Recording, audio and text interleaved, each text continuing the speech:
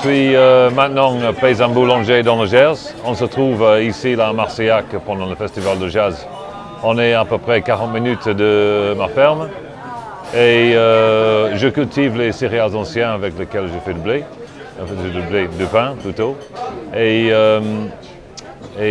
avant j'avais une autre vie de musicien, donc c'est avec grand plaisir qu'ici j'arrive à unifier les deux, la musique et mon pain qui est sur les tables qu'on voit derrière nous. C'est parce que j'avais tombé sur un article par hasard en rentrant d'un concert justement, qui parlait de la chaîne industrielle agroalimentaire et j'étais j'étais tourné par rapport à ce que j'ai lu, donc j'ai commencé à rechercher le sujet, j'étais de plus en plus dégoûté. J'ai commencé à petite échelle, j'avais jamais semé un grain avant, donc c'était la première démarche de nourrir la famille avec un petit potager, et puis je tombe de plus en plus dans la vie du sol, la liaison entre la fertilité des sols et la santé humaine, etc. Et puis je suis devenu convaincu qu'il fallait joindre les agriculteurs qui essaient de montrer qu'il y a une autre façon de faire. Donc j'ai vendu mes droits d'auteur et j'ai acheté une ferme. Bon, pour moi, ça veut dire que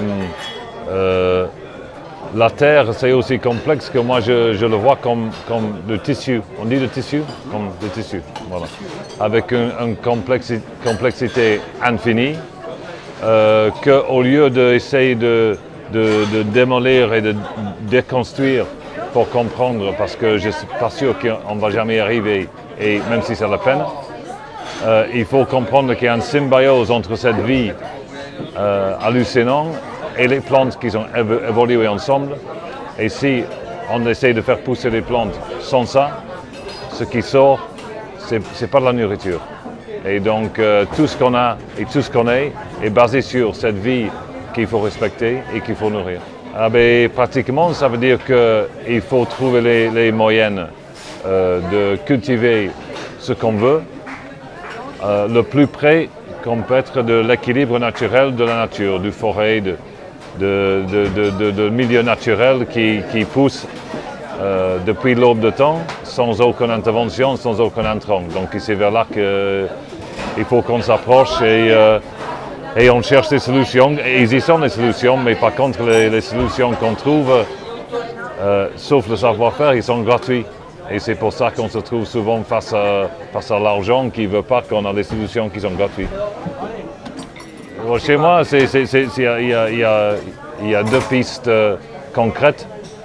Un, c'est l'idée de semer des couverts, pour donner un exemple concret, des couverts, par exemple, gélif, dans lequel on sème un blé qui naturellement va prendre le relais parce que l'autre va geler. Et dans le blé, on peut semer, par exemple, le trèfle qui va prendre la suite, qui est en pâture pour affaiblir. Derrière, on peut semer notre céréale, ou bien un sarrasin, ou ce qu'on veut. Mais c'est un roulement comme ça, de couvert des plantes annuelles qui suivent un les autres. Ça, c'est la première piste, mais de plus en plus, je bascule sur une deuxième piste, et c'est d'avoir des pâtures diversifiées permanentes, dans laquelle je sème directement, que j'arrive à affaiblir avec le pâturage. Donc c'est une symbiose entre les plantes et les animaux qui nous permet de laisser dominer les graines qu'on veut récolter. Oui, il y a un troupeau de bovins, il y a de la volaille et il y a des chevaux de trait parce que pendant mes expériences de semi-direct, j'ai rendu compte que même avec très peu d'intervention, je roulais partout dans les champs avec les tracteurs, les moissonneuses, batteuses, etc. Et je me trouvais embêté parce que derrière les roues, soit je mettais un truc pendant 5-6 ans pour récupérer les ornières, et j'ai pas le temps de faire ça. Donc je me suis dit, il faut arrêter de les faire. Et donc je suis allé voir les Amish en Pennsylvanie qui cultivent qu'avec les chevaux pour des raisons religieuses. Donc maintenant chez moi, on cultive tout avec les chevaux de trait, mais avec une traction animale moderne, avec le GPS et les outils très légers. Eh bien, ils sont plusieurs et c'est des bouquins qui datent des fois des siècles. En fait, depuis le début des civilisations, il y a des gens qui ont bien compris empiriquement ce qu'il fallait faire. On se perd dans les mauvaises pistes avec la chimie et le labor. C'est une histoire en soi très intéressante, comme le labor est devenu un symbole de la fertilité, malgré le fait qu'on comprend maintenant que c'est l'inverse, mais c'est quand même intéressant comment les pratiques comme ça peuvent s'intégrer et devenir une religion en soi. Et donc, voilà, pour moi, il y a tout ce qu'il faut. On peut nourrir le monde avec une vraie alimentation à partir d'aujourd'hui. Et la seule chose qui nous empêche de faire ça, c'est un partage de connaissances. Ben, écoute, mon truc, c'est que si on va faire bouger les choses, ça ne va jamais changer dans nous. Parce qu'il y a des portes entre les gouvernements et les grosses entreprises qui sont toujours ouvertes. Donc, il ne faut pas attendre les miracles dans nous. Il faut commencer en bas. Et si on veut parler aux gens de la liaison entre une terre fertile, qu'est-ce que c'est, pourquoi c'est important, pourquoi le choix variétal des variétés anciennes, pourquoi c'est important, il faut avoir un produit concret qui est délicieux. Et au niveau nutritif, c'est une autre chose complètement par rapport au pain quotidien. Et si tu peux produire ça à un prix raisonnable, donc ce n'est pas un truc bourgeois, c'est un truc pour tout le monde, là, tu as quelque chose de concret, de réel, qui fait bouger les gens. Ils viennent à la ferme, ils viennent acheter le pain et se démerdent pour le trouver. Et là, tu peux commencer à expliquer. Et très important, on transforme les céréales en pain et un modèle économique valable. Et la seule façon de changer les choses aussi, c'est de dire, écoute, on peut cultiver comme ça. C'est la seule façon en réalité qu'on peut nourrir tout le monde pour l'avenir. Ça marche, je peux gagner ma vie, modestement, mais ça marche très bien. Et il n'y a que faire comme ça. Il y a des blés anciens, plus de les petits épeautres, plus de seigles, qui ont été cultivés dans les couverts permanentes ou dans les pâtures permanentes, qui ont été moulus, c'est le mot moulus? Moulus à la ferme entre les meules en pierre. Et la mouture, c'est quand même quelque chose de très important qu'on a perdu avec l'industrialisation.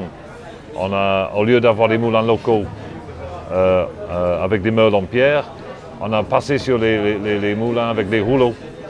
Et c'est très important cette différence parce que quand on fait ça, le germe est séparé et jeté. Et c'est pour ça qu'on a cette idée que la farine, c'est un truc qui dure des mois, mais en réalité, c'est un produit vivant et frais. Et donc, ça s'arrangeait la chaîne agroalimentaire parce qu'ils pouvaient avoir un seul moulin dans une grande ville et dispatcher la farine partout dans le pays. Mais il faut qu'on se retourne au moulin local avec une farine fraîche. C'est fondamental pour un bon pain. Et ensuite, c'est une fermentation très longue, naturelle au levain. Il n'y a rien de nouveau là-dedans, sauf que depuis l'aube de temps, on a toujours fermenté nos grains très longtemps. Parce que ce qui se passe, c'est qu'il y a les bactéries, comme dans un ventre d'une vache, qui dégradent les grains et nous rendent disponibles pour nous. Et en passant ça avec la levure, en fait, on ne fermente pas du tout. Et même si on partait avec un bon blé, on ne le rendra pas disponible. Donc, si on fait une liaison entre un bon terre, un bon blé, la bonne mouture et une fermentation naturelle, avec ça et de l'eau, tu peux vivre sans souci. Mais il est mangé tous les jours ici au restaurant Gigot à Marcillac. Et c'est intéressant, quand j'ai mangé ici il y a 2 jours, il y a des gens un peu de partout, beaucoup de Parisiens. Et ils n'arrêtaient pas de venir à la table pour dire c'est quoi ce pain, qu'est-ce qui se passe, pourquoi on ne peut pas trouver ça. Donc c'est pour ça que je trouve que le pain devrait retrouver sa place au centre de la table et ça nous permet d'en parler de sujets de la terre, etc. Et après, mon but c'est une vente locale, donc ça se vend autour de la ferme à Auch et alentour. Eh bien oui, j'essaie de vendre aussi aux écoles. Donc maintenant il y a 5 ou 6 collèges qui font le pain toutes les semaines, qui trouvent quelques sous de plus qu'il faut pour acheter ça au lieu de les baguettes quotidiennes. Et c'est très intéressant que quand les jeunes ils ont eu le choix entre ça et la baguette, dans un premier temps ils hésitaient et la deuxième fois ils ne touchaient plus la baguette. Donc c'est pas un truc, c'est très nutritif, mais c'est pas pour ça que c'est pas délicieux. Et donc si on unifiait les deux, on peut expliquer aux gens qu'en fait, une terre fertile, c'est une plante qui est en santé, une plante en santé, un fruit qui est très beau. Un fruit qui est très beau, c'est de la nourriture délicieuse. C'est un peu perdu grâce au sel et sucre qu'on met partout, mais en réalité, on a un instinct pour les choses qu'on devrait manger. Et donc, quand un truc est délicieux, et si c'est naturel, ça veut dire que c'est bon pour nous. C'est juste que c'est un peu perdu derrière la chimie qu'on ajoute pour confondre nos instincts. Bon appétit.